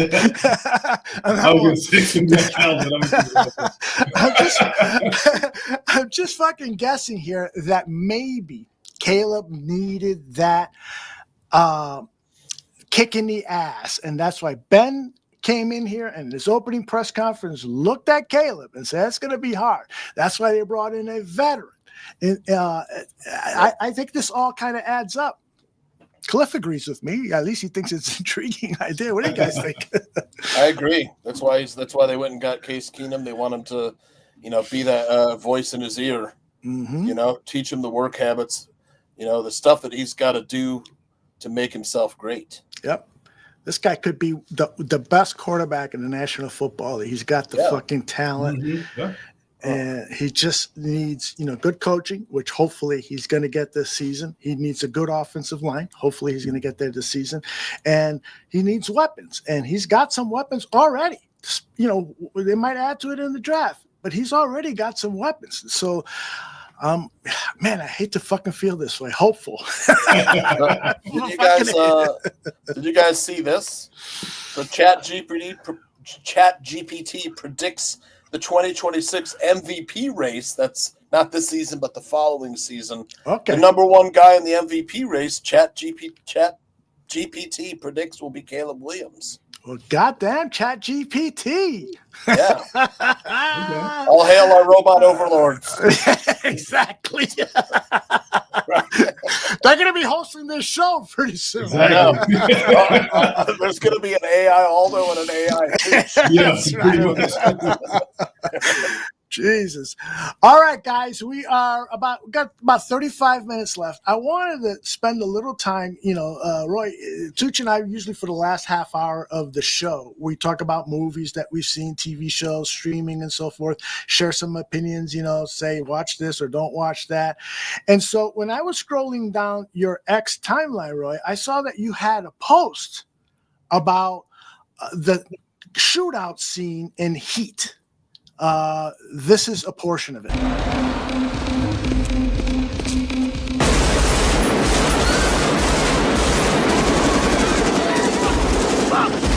Second car!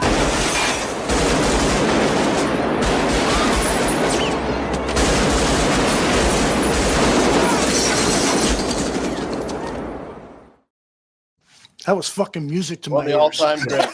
All-time. Gunfight. Oh my gosh, that is such a fucking well-directed, well-acted movie. Michael Mann directed? Michael Mann. If you know Michael Mann, the director, you know that he's a specialty in crime movies. He's a really prolific director. He's probably best known for Miami Vice, the TV show. Yeah. He developed it, created it, and directed a bunch of episodes and stuff. And then he went on to do feature films. He did Thief with James Caan. He's done a great bunch of movies. So tell me, Roy, why did you post that on X?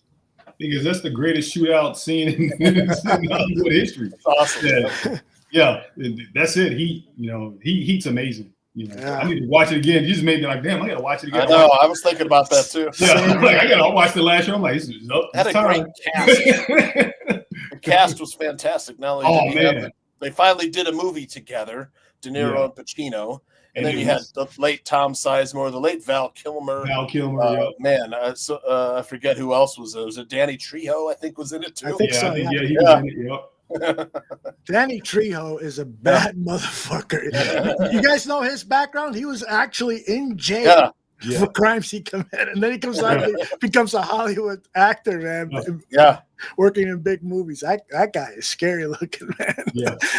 All right, I wanted to show you one of my favorite shootout scenes, but it's so fucking simple. But take a look at it, and then we could talk about what works for you or doesn't work. Yo, homie. That my briefcase? Is your briefcase? Yeah, it is. Why? You want it back? What about your wallet? What else you got for me? Huh?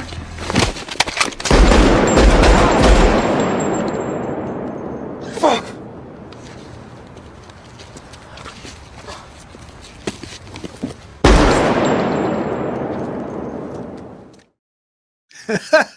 Yeah, Tom Cruise really nailed the bad guy in that movie, man. He sure did. It's awesome in that, man. So apparently Cruise trained for that scene with Rhodesian military people, because that's known, I forgot the name of it. It's known like the Rhodesian maneuver, where you put 2 shots in the gut and 1 in the head. And so I'm talking here like I'm talking here like I'm a gangbanger or something. It's called a failure drill. Oh, what's it called? It's 2. You shoot 2 to the body because they might be wearing body armor. So you go 2 to the body, 1 to the head. Oh, look at this guy. Look at this guy. I forgot he was in the military. You should be breaking down all this stuff for us. So isn't that an impressive scene though, Roy? Yeah, like I'm gonna give people a little bit of expertise, right? So excellent. Like when he broke leather, is what you call it. He shot from the hip, because when you shoot, I don't know if people can see this. I'll spin it. But when you holster, you can shoot from this angle right here. Okay. And you punch out. So he basically did that. So he pulled. So you don't have to go. It's not like the old like Charlie's Angels. Like you pull, boom, boom, and you punch out, boom, boom. Love it. Real, yeah, that's how I can tell. I was like, oh, he was trained. Yeah, that's not a civilian. Yeah, the biggest military law enforcement trainer right there. Biggest movie star in the world, wouldn't you say? Although you know that for sure there is a recent story that came out about that stunt that he did in Mission Impossible, where he's hanging on the side of the airplane. Yeah. You know, and he asked the stunt coordinator, head stunt guy. He's like, "Hey, this is what I want to do. You know, for the scene, I've always wanted to do this. I had this hanging on an airplane." The guy's like, "That's great. You can't do that.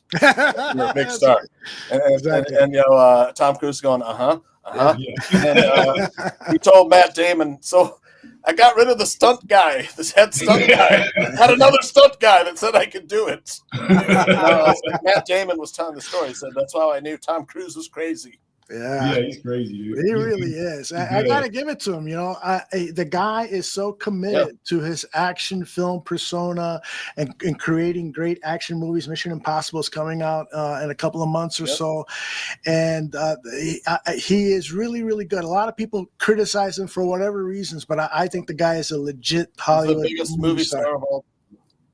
He's probably a phenomenal athlete too. I mean, think about it. The dude's always running. He's doing all You know, and then at one time, was it the Fallout? No, was it Fallout or the one before Dead Reckoning? I don't remember the name. I think it was Fallout. But he was running on the building and he broke his foot. Yes, jumping from one building to another, and then they had to delay filming for a couple of weeks until he could get out of his boots. But supreme dedication.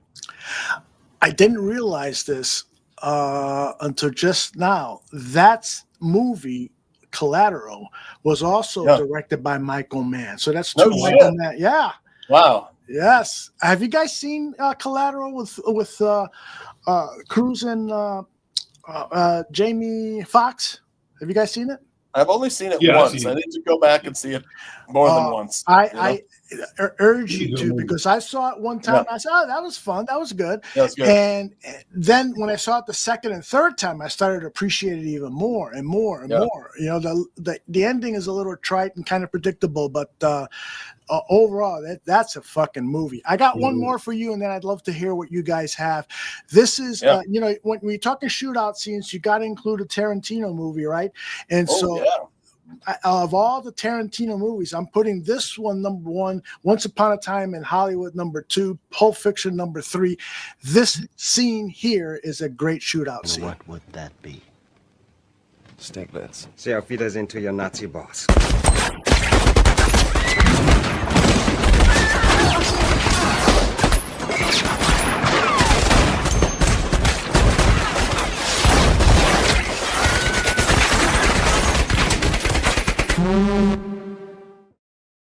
I love Tarantino, man. There's 12 people there shot in 12 seconds. Killer. The jump cuts are fantastic. Yeah. So, Roy, what can you tell us about arms and shooting styles after watching that clip? Yeah, they was just no skills. They just shoot. Tarantino didn't bring in just shoot the fuck. Which is probably more realistic, right? I once read a book about I won't tell you the subject, but in one description, the guy was saying that when you're shooting something, Roy, you would know that because I've never fired a gun in my life other than at Kittyland at the arcade. But it's fun, although you need to go. I've been thinking about it, especially with all the shit going on in the world now. I'm thinking about buying me a fucking machine gun. But the idea being that when you're in a stressful situation where you're dealing with the bad guy and so forth, usually for most people the hand that you're holding the gun for is going to be like this, because you're nervous, and that's why so many people often miss, because the hand is moving around, it's not a steady shot and so forth. Can you talk? Once upon a time, that great Bruce Lee scene. We gotta talk about that one day. Fiction, when they all got shot at, Jules and Vincent got shot and no bullets hit them. Yeah, that's right. Scene with the kid. Yes, I used it in the open. But Roy, can you talk a little bit about that? The whole Hollywood and how they handle shooting scenes as opposed to reality. Yeah, the one thing I usually can tell when someone's been trained, like when they get consultants to teach them how to handle firearms. You're like, oh, that's really good. Like I think Will Smith in I Am Legend, like someone trained him the way he just manipulated the weapon. Yeah, a lot of it's not realistic. Like when someone gets shot and they go flying, or somebody gets shot and they instantly die. That doesn't work. Like sometimes you can get shot and people still fighting. They'll go through, then they'll die later. Oh, so that's one thing. It's not like boom, they're dead unless you like hit like right in the brain or right in the heart, or even a lot of times with the heart they can still fight through it unless the blood drains out. So it's a lot of stuff like that. Like people can still be a threat even though they're shot and like almost about to die. That's like one of the biggest things. That's you knew all this, right? Well, I mean, in order to get rid of the shakes, you have to train. So the training part. Stuff. Okay. The more you go to the range, the less nervous you get with handling firearms. I'll say this: the one caveat too is that training, because I have law enforcement background too, right? So the SWAT teams, right? So you train. You would do things like wear a heavy vest and like have to drag like 120-pound dummy, crawl behind the thing, run over to a bush, and your like heart rate is like a 160, and you got to take a shot from 100 yards with a dot, and you're like, that's where you become good. And most street cops aren't training like that. Most regular military people, that's like high level stuff. So when it comes to like you're chasing someone, you hop a fence, you fell down, you scrape your knee, and it's like you have to like boom. Those guys are you can like it's like you can calm down. They want to get your heart rate to 100 and then take a shot, because anybody can take a shot under at the 3-yard line, aim your shot. Like, no, I want you stressed the fuck out. I want you breathing heavy and you're laying on the ground in dirt with dirt in your eyes, and now you got to go take a headshot. Can you do it? That's fucking awesome. Yeah, and there's guys that are like tier 1 special ops guys. Those guys are like insane.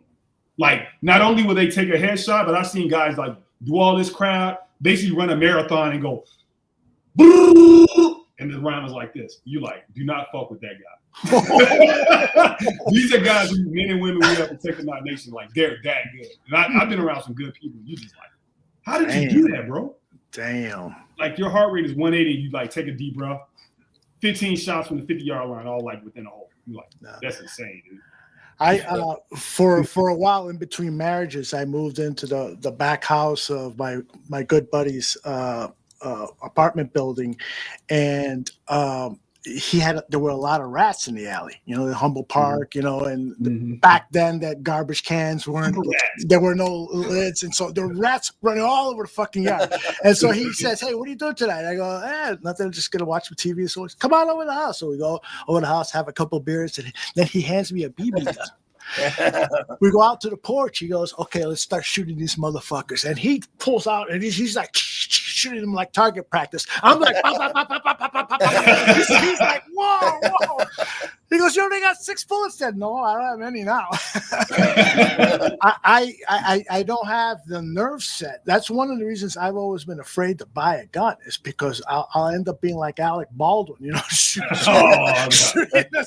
It just takes training. Because the first time I shot a gun, dude, it's crazy because it's like this.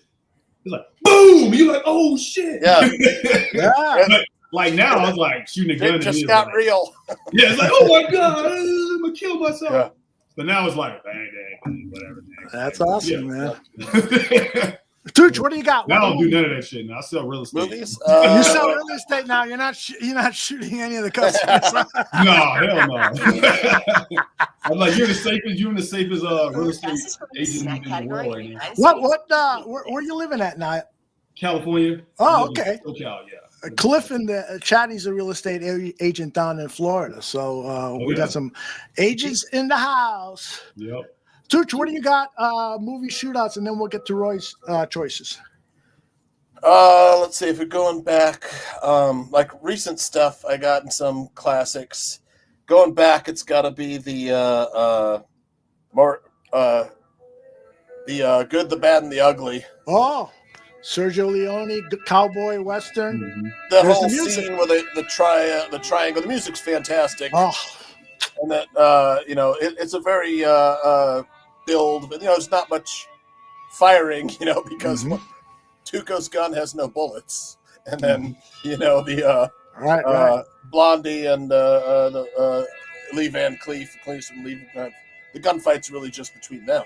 Yes, but that's an all-time classic. You ever seen that, Roy? The movie he's referencing, Once Upon a Time. Once Upon a Time. No, good, the Bad, and the Ugly. I'm sorry. Good, Bad, and Ugly. Yeah, a long time ago. Out there. Yeah. Yeah. My father was like really big in the Western. Oh man, I just saw it again recently, and the style in which that movie is shot in, and it is a Panavision, so it's like a rectangle scheme. The way he frames, Sergio Leone, the director, frames people in the shot, just fascinating, and the music is great, like Tooch said. The first time I was like really, I think I was like 13 or 14 when this movie came out.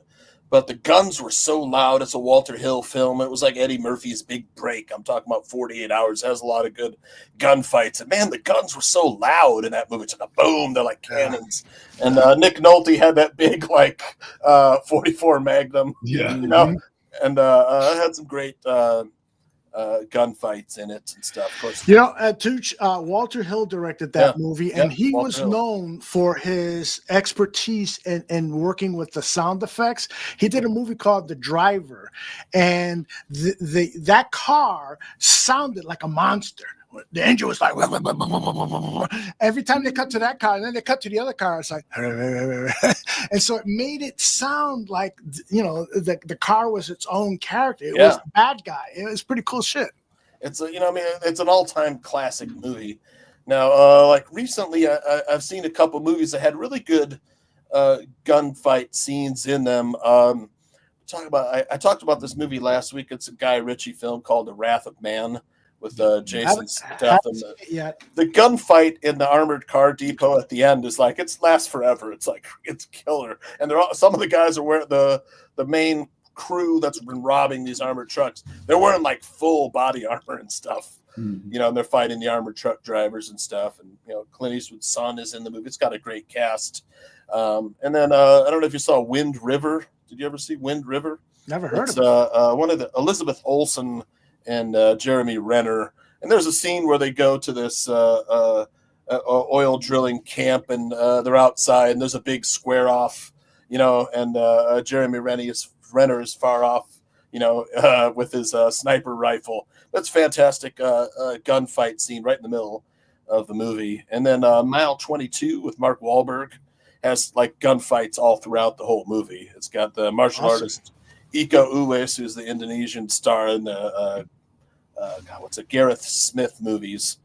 But if you haven't seen Mile 22, it's got like multiple plot twists. It's an espionage movie, and Mark Wahlberg and John Malkovich lead this like crew of agents and it's got a bit of a revenge twist and a double Good cross. cast. Yep, great cast. Yeah. What do you got, Roy? Of course, we already touched on it. Heat, which is my favorite. Classic. I want to shout out to Cliff because Cliff actually said this, and I just came on my John Wick. I especially like the part. I'm gonna give some Chicago love, because I live in California. I'm from Chicago, right? Yeah. There's the scene with him and Common when they're like shooting at each other throughout like the mall, like with this. I thought that was a badass scene. Killer. Then I'm torn. One of my favorite movies, The Town. Oh yeah. Those guns in that movie sound loud. That was that shootout scene. Yeah. And then just to give props to it, because it's like one of my favorite movies, is Boondock Saints when what's his name actor? He's like, that was a firefight, and he was explaining the shootout that they had. Those are my favorite shootout movies, right there. Love those. Those are great picks. Yeah, the scene in The Town with the nun masks. Yeah, and they're like there's a cop sitting in his car reading his newspaper. And they're like, what do we do? He deliberately looks the other way. Go on, guys. Hey, ain't nothing. Nothing wrong with that. Yeah. I choose to live today. Yeah. He was close to retirement anyway. Yeah. They say, hey, man, I saw something suspicious today. I like to report. Yeah. There's a if you haven't seen the movie Hard Boiled, it's a Chinese movie done by John Woo, who came to the United States and directed Face Off with Travolta and Nicolas Cage and did some other action movies. He was known as the Great Asian action movie, and there's a movie called Hard Boiled, and there's this scene that takes probably 3 minutes to happen, where there's a cop that goes to a hospital. Hospital has been taken over by a big gang of people, and so the cop goes into the elevator, and when he comes out of the elevator, he starts shooting. It's like a video game. He starts shooting. Bah, bah, bah, bah, bah, bah, bah, bah. He goes up the stairs. He goes through some doors. Bah, bah, bah, bah, bah. He goes this way. He gets back on the elevator. Goes to another floor. The doors open, and you got to think, these motherfuckers, choreograph this whole shit. They got to be on walkie-talkies and say, okay, we're going up the elevator now, okay. And then they put the sound effects in to hide, all of the production shit that's going on in the background. But if you love action movies and great, I didn't want to pull the clip because in order to get the full effect, you got to watch the whole 2 minutes. But it's Hard-Boiled. There are subtitles, but don't worry about subtitles because they hardly talk. They're just fucking shooting each other. Yeah. That scene in The Matrix too, I gotta hand it to Mr. yeah. They slide the bags through the metal detector, and the guards are just like, "What the fuck? You got any guns on you?" They open up their jacket. They got like 1 million guns. Yeah, for sure. Classic scene, all-time classic. Mm-hmm. Classic scene. There is Denzel has been in some classic shootout films. Like what was the one that he Equalizers are the Equalizers? Those are good. I watched all three. Fantastic. Yep. I watched all the John Wick and then all of the Equalizer. Yep. Yeah. He's My wife fantastic. don't like that shit. I have to watch it alone. You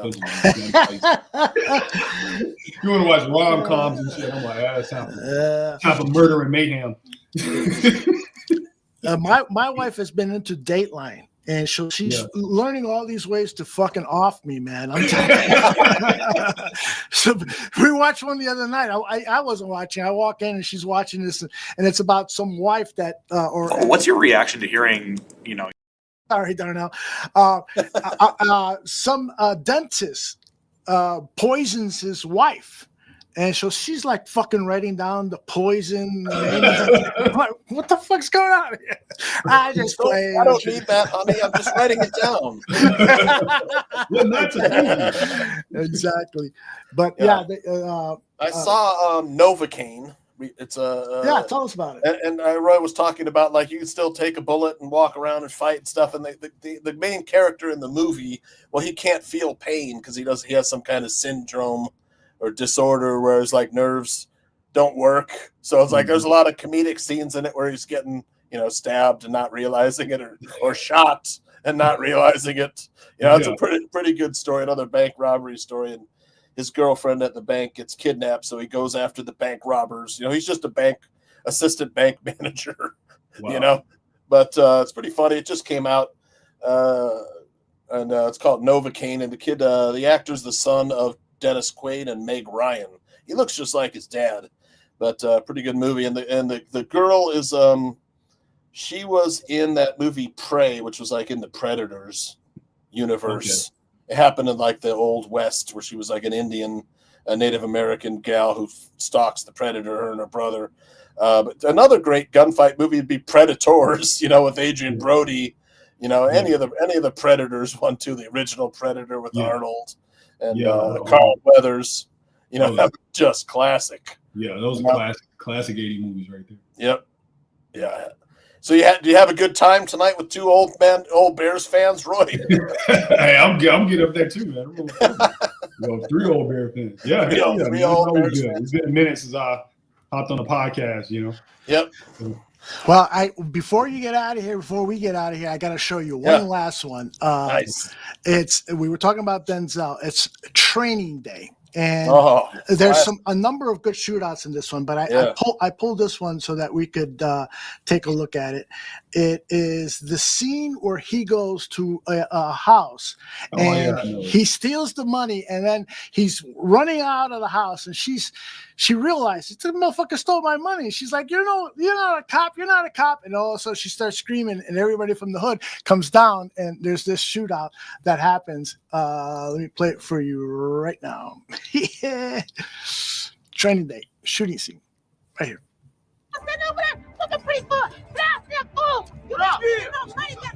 You ain't no police.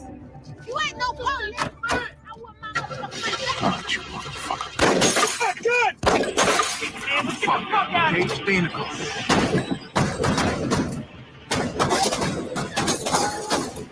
Yeah, motherfucker.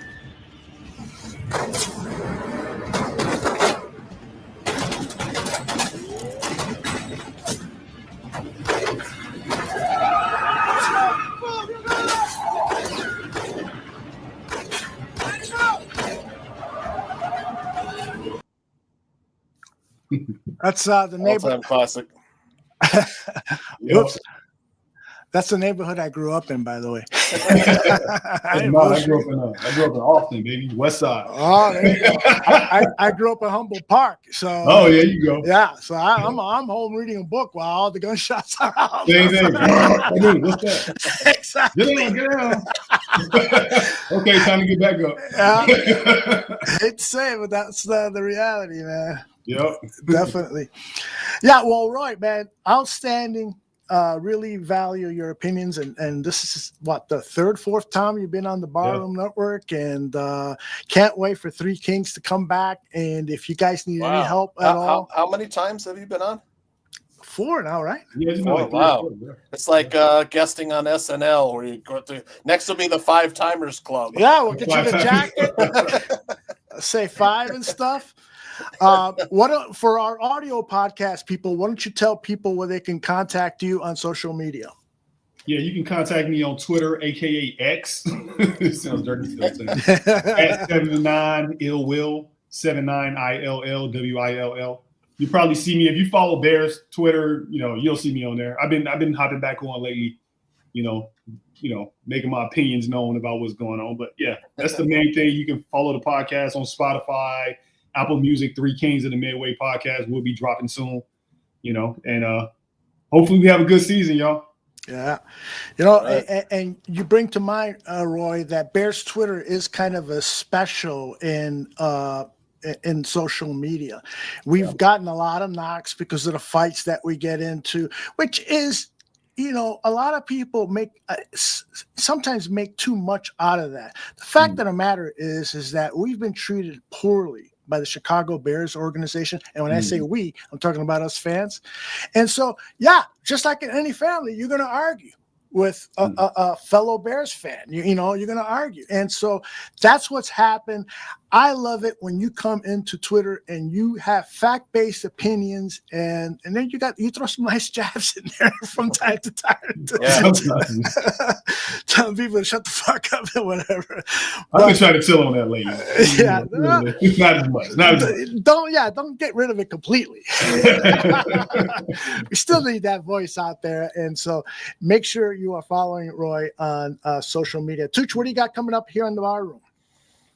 Betting shows? I know you've been wanting some money. But trying to get the guys. I love the national championship last night. I wanted Calvin Sampson to get that championship. In fact, those are the two teams I had on my bracket. Is that right? Wow. Right, I had Houston winning, and they should have won. I mean, the second half was like, you had they just called so many fouls on Houston at the end. They didn't let them play. And then, of course, you had the up and down kind of Chris Webber play at the end with, the Houston ball player. I thought it was an all right championship. It was just, I was on the under, so I didn't want him to score more than 135 points. So it's like, we did it, But. Right. Tooch does a betting show here, right? And so because of schedules and stuff, he hasn't been able to be on as regularly as possible. And I keep thinking to myself, that motherfucker is just hoarding all the money he's winning. He doesn't want to share it with anybody because he's been on a roll. I gave out 1 week when the NCAA tournament started, I gave out like a free play a day that won. I think I only lost one. I had a huge first week of the tournament, just massive. And then we'll be back for football season, with college football and NFL with Anthony and Sean, my two professional handicappers that do the show with me. They're great. Sunday, the Barfly Tailgate Draft Show, tentatively Sunday morning. I was like, I could push it back to the 20th, and AC was like, that's Easter Sunday, dumbass. Oh. I was like, okay. Yeah. Well, Jesus loves football. Yes, he does. Anyway, do a draft and then go to church. Exactly. So that's coming up. That's coming up Sundays. You usually start about 9:30 in the morning. Yep. Right. Best way to stay on top of stuff is to do what this young lady says. Okay, guys and girls, if you like what you see, give us a like, press the bell, and subscribe. Thank you, sweetie pies. Roy, she's too skinny for you, right? I saw you. You weren't even looking at her. You were all. This is more your type, right? Look at that ass. Now he's gonna have nightmares. I know I have. Well, listen, Roy, stick around so we could just chat for a minute or two right after our end credits. Thanks everyone for watching live, and let people know about the show. Just share the show and do all that fucking shit that lady just said. Take care, everybody. Tú sabes que soy tuyo y tú te sientes mía. No te hagas que tú misma lo decías. Dentro del carro cuando yo te lo hacía. No sé por qué sigue con tu novio todavía. Sabiendo que es un canalla, que no te merece y pa' colmo te falla. Vamos pa' Miami, tú y yo solo en la playa. Quédate conmigo, por favor no te vayas. Y yo sé